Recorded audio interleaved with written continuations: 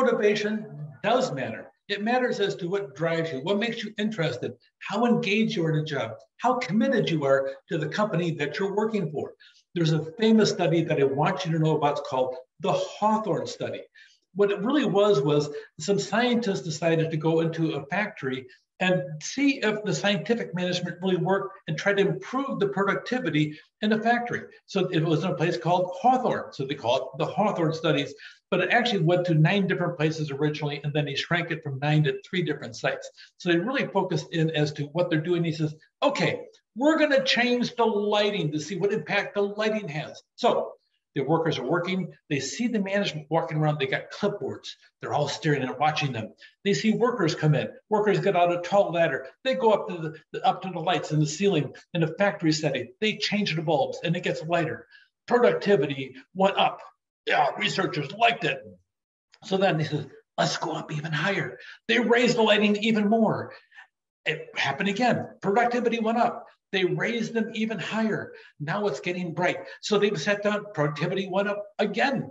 And then they changed it again. Now they need to wear sunglasses to come into work because it's so bright in the workplace, but productivity went up again. So the research says, wow, so being blinded at your workstation really works. So then they thought, let's try the opposite. Let's go down. They throttled it down. It got better, and they throttled it down. It got better again. They actually dropped below the original lighting level, and productivity kept on climbing. So if the lighting went up, productivity went up and up and up. When the lighting went down, productivity went up, went up, went up, went up, went up, and they kept on going down until finally you needed a flashlight to see what you're doing. So that said, they didn't understand the results of the study. They thought it was about lighting, but it wasn't about lighting. Can you guess what it was about? It really was the fact that they were being paid attention to. We sat down there. Once you apply what they did in the Western Electric plant, the Hawthorne plant, they went through and they looked there to study focus on lighting conditions. They thought, the workers thought it was about them and responded. People like it when they're engaged. When people sit down and have themselves at the center of attention, people are watching, they're listening to them. What was that? You think we should change this? You mean instead of grabbing the spindle over here, because you have to stretch, you wanted to have it right in front of you. Okay, let's move that over here. Come on, over here. Let's fix this. She's doing a really good job. Let's improve this. All of a sudden, management's listening to the employees. That blossomed into an entire school of thought for management. Human relations, working with the humans in your workplace, trying to sit down and listen to them, getting feedback from them. Humans aren't machines. Humans are beings that listen, that have feelings, that have emotions, that have goals, they have objectives. Sometimes they bring their objectives and their goals from home into the workplace and they're gloomy or they're happy. Sometimes they bring the work home in their home place and they're gloomy or they're happy. It all depends, but humans are different than automatrons sitting down working thing after thing because they want to be listened to, they want to be heard. An entire school blossomed out of the Hawthorne studies. Make certain you know the name and associate it with that.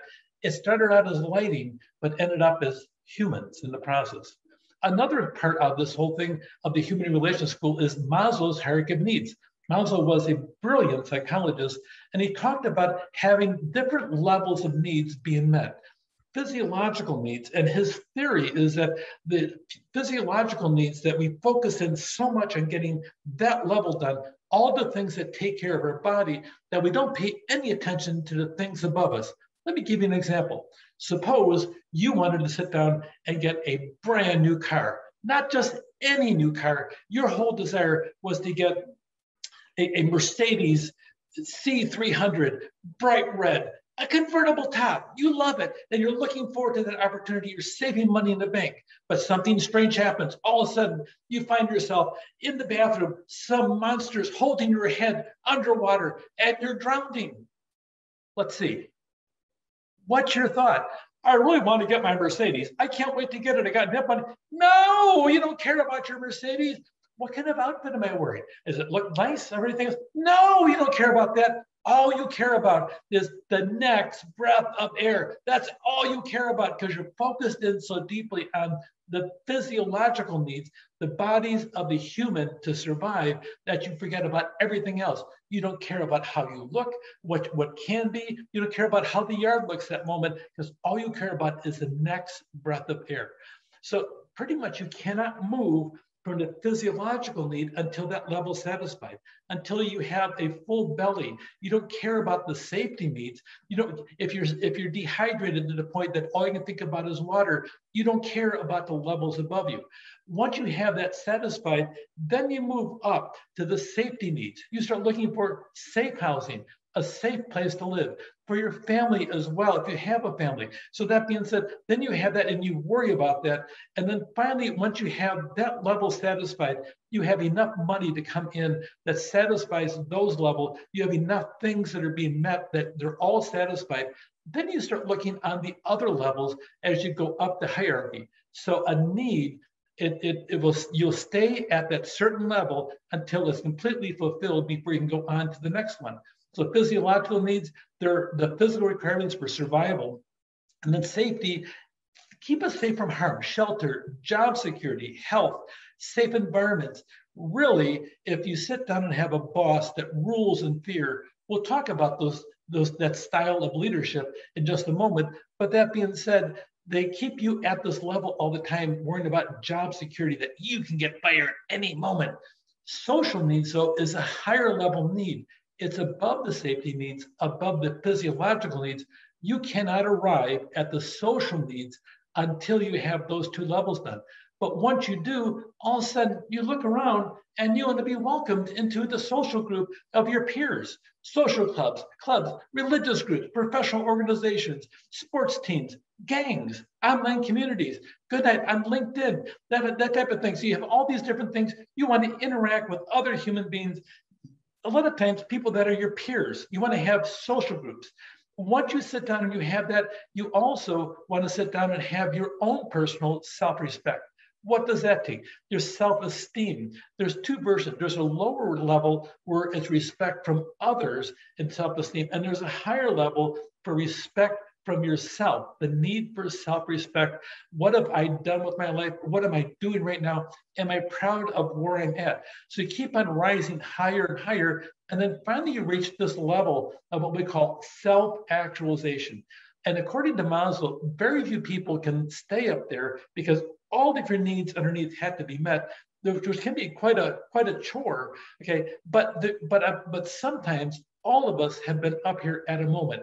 It could be some magic moment where you sit back and you're so enthralled by some music, you kind of lose yourself and you space out into that specific private moment of self-actualization where you have total joy and peace by listening, or a piece of art, or a sunset, or one moment with a person that you truly admire or truly love in the process.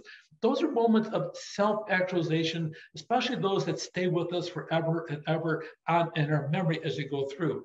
Some people actually have a chance to live up there on a regular basis. And Maslow really focused in on a lot of this aspect as to what that really means as you go through. Then you have another person came along a few years later. A lot of times his name is Herzberg, and he's got 2 factors instead of 5, but they really look a lot like Maslow if you think about it in the process. He divides things into motivators, those things that really got the employee motivated. I love doing this. Okay, you have that. And you also have hygiene factors. Now, hygiene factors, when I hear hygiene, I normally think of, did I brush my teeth? What about, did I take a shower recently? Those are kind of important things. I hope you do them too. And that way I don't have to all day long smell. Okay, but that being said, hygiene factors in his definition are different.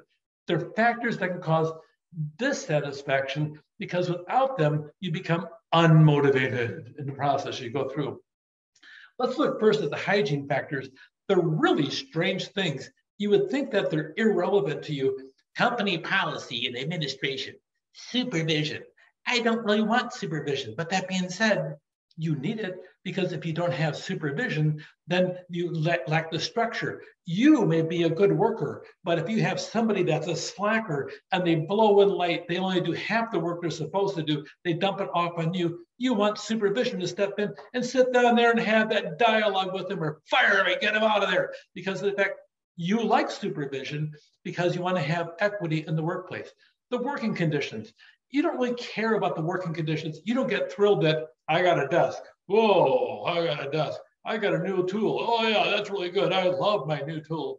Big deal. Except for the fact when it's bad, then you can really get ticked off. Or the parking lot is full and you can't find a parking place. You have to park out in outer Mongolia, although Mongolia is pretty nice this time of the year because you're parking out in gravel instead of asphalt and you have to work 500 yards away and you walk across the entire parking lot, beating it back blizzards, bears, and leopards in the process. Oh my gosh, it's so far away to get to the door. Then you're upset. But the working conditions matter, but only when you don't notice them. Okay, so that being said, interpersonal relations, salary status, and job security, that's a part of the hygiene factors. Without them, you become angry. With them, you become, okay, that's good. The things that actually motivate us aren't the things over here, the hygiene factors. They're a lot of times the work itself. Some of us get lost and enjoy the work. We'll never tell anybody because it's against all the rules of humanity to say, I love my job. We don't say those kind of things.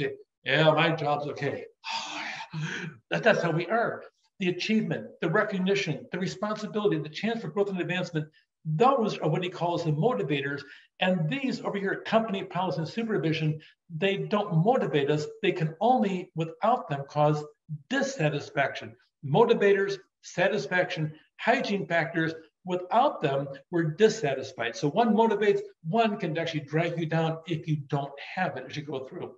When you put them up side by side, you'll see a lot of people compare the first three levels of Maslow to really the hygiene part of Herzberg. So that being said, the physiological, the safety, the social, all those are part of the hygiene. So you focus in on those things. Without those things, it really is, you get really bored and you don't like your workplace.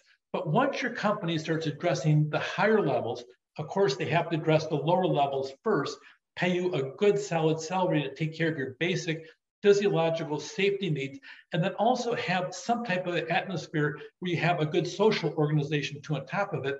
That once you hit that, once you start recognizing those esteem needs and help you meet them, all of a sudden now you become a more fulfilled person in the workplace because you're addressing the motivational parts of the job.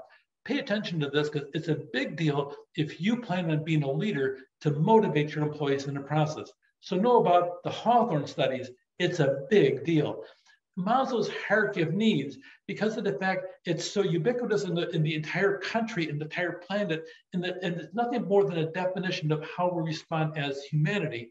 And then the contrast of Herzberg versus the hygiene versus the motivators. Motivation matters. Take care.